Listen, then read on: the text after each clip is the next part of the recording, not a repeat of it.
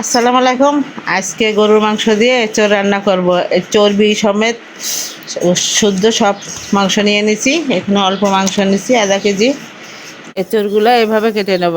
অনেক কচি এঁচোড়গুলা, ছোট ছোট এঁচোড়। এই যে ছোট ছোট বাবার বাড়ি গিয়েছিলাম, বাবার বাড়ি গাছের থেকে নিয়ে আসছি ছোট ছোট কচি এঁচোড়। এই কাঁঠাল এখনও একদম কচি, এর ভিতরে কিচ্ছু হয়নি। এটা খেতে অনেক মজা।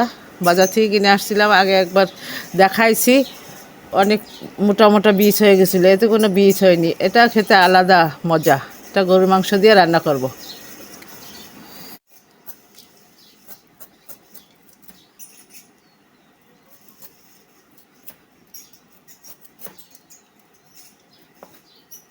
এটা রান্না করব, আগে মেখে দিতে মাংসটা কষাই নেব। এখানে পেঁয়াজ দিয়ে দিলাম, পেঁয়াজ আর রসুন, আধা কাপ পেঁয়াজ আর বড় বড় দুইটা রসুন কুচিয়ে নিয়েছি। একটু কুচানো এগুলা দিয়ে দিলাম। এবার এখানে দিচ্ছি দারচিনি 2 পিস, 6 পিস এলাচ, 8 পিস লবঙ্গ আর 8টা গোলমরিচ, এগুলোও দিয়ে দিলাম। আবার লবণ দিয়ে দিলাম বড় 1 চামচ, টেবিল চামচের 1 চামচ। এবার জিরার গুঁড়ো দিয়ে দেবো, টেবিল চামচের 2 চামচ হয়, ওতে 4 চামচের 2 চামচ দিয়েছি।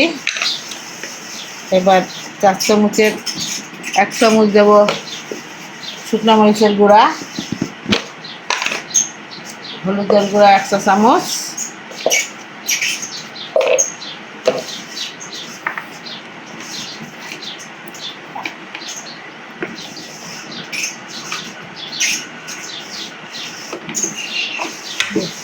ধনিয়ার গুঁড়ো 1 চা চামচ। এবার তেল দেবো আধা কাপ মতো।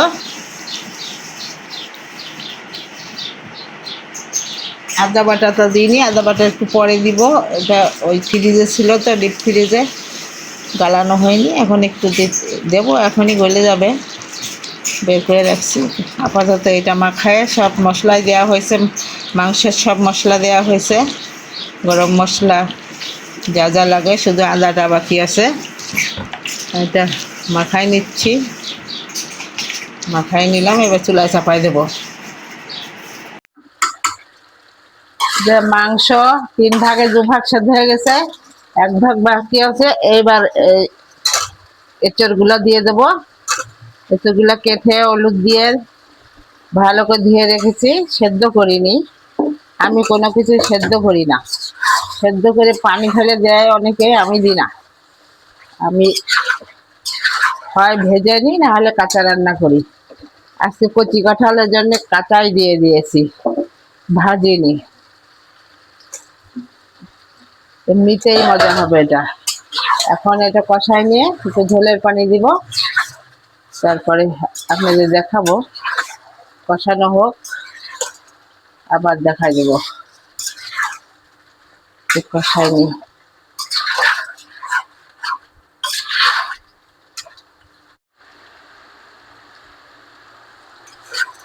এই যে এঁচড় দিয়ে দিয়েছিলাম, এইভাবে এখন কষাই নিচ্ছি। এঁচড় তেল উঠে গেছে উপরে। এবার ঝোলের পানি দিয়ে দেবো।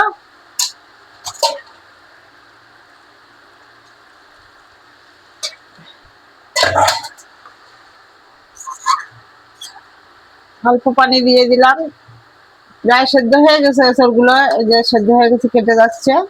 তারপরে একটু ঝোলের পানি দিয়ে গায়ে গায়ে ঝোল হলে তখন নামিয়ে নেব। এটা হতে থাক, ঝোলটা কমে গেলে তারপরে আপনাদের দেখাই দেবো পরিবেশন করে। এই যে ঝোলের পানি দিয়েছিলাম, শুকায় এই পর্যায়ে আসছে, এরকমই রাখবো আমি। কচি কাঁঠাল তো, একটু গায়ে গায়ে ঝোল রাখবো। আপনারা আরো শুকাতে পারেন আপনাদের ইচ্ছা হলে। চুলা বন্ধ করে দিলাম। এবার একটু পাত্রে পরিবেশন করে দিই। আপনারা যারা ফেসবুক থেকে দেখছেন, তারা একটু ফলো করে দেবেন। আর কি বলবো, প্রতিদিন তো একই কথাই বলে যাই।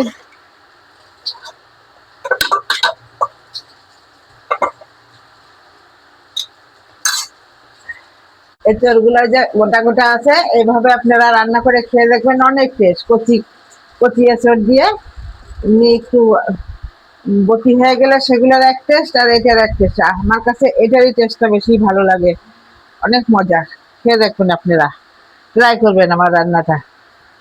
যারা ফেসবুক থেকে দেখছেন তারা ফলো দেবেন, লাইক করবেন, শেয়ার করবেন। আজ তাহলে আসি, আসসালামু আলাইকুম।